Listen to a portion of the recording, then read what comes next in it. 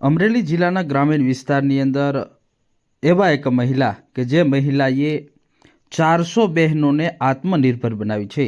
આજે વાત કરવી છે અમરેલી જિલ્લાના ચલાલા તાલુકાના ચલાલા વિસ્તારમાં રહેતા હંસાબેન રાઠોડની. મારું નામ ભાઈ રાઠોડ હંસાબેન પાલજીભાઈ છે. મારું ગામ ચલાળા છે, તાલુકો ધારી, જિલ્લો અમરેલી છે. ભાઈ હું છે ને અત્યારે સિલાઈ કામનું શીખવાડું છું. પહેલાં મેં વિચાર કર્યું ઘરે હું સીવતી હતી ને પછી એક બેનને એવું થયું કે બેન મને પણ શીખવાડો. મેં એને શીખવાડ્યું તો મહિને 2-3 હજાર રૂપિયાનું કામ કરવા માંડ્યા. એને જોઈને બીજા 2-3 બહેનો મારી પાસે આવ્યા એટલે એણે મને એવું કીધું કે બેન અમને હોતાને શીખવાડ્યું. પછી એ 2 બહેનોને શીખવાડ્યા તો એ પણ આત્મનિર્ભર બની ગયા. પછી બધા 7-8 બહેનો આવ્યા. પછી મને કીધું કે હવે તમે એમ કરો ક્લાસીસ ચાલુ કરી દો.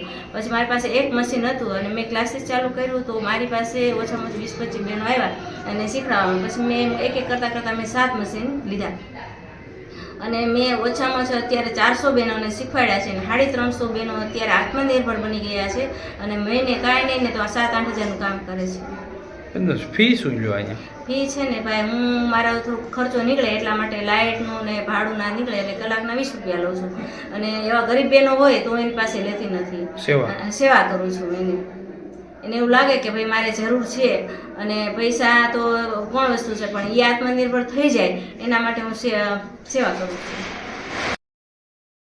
અમરેલી જિલ્લાના ચલાલામાં રહેતા આ હંસાબેન રાઠોડ આજે માત્ર એક મહિલા નહીં પરંતુ ગ્રામીણ મહિલાઓ માટે આશા અને આત્મનિર્ભરતાનું એક પ્રતીક બની ચૂક્યા છે. સિલાઈ મશીનથી શરૂ થયેલી તેમની સફર આજે આ હંસાબેન 400થી વધુ મહિલાઓને રોજગારી તરફ દોરી રહ્યા છે. તેઓએ 400 જેટલા મહિલાઓને સીવણ ક્લાસ કરાવ્યા છે અને આજે દરેક મહિલાઓ 5,000થી 7,000 રૂપિયાની આવક કમાણી કરી રહ્યા છે.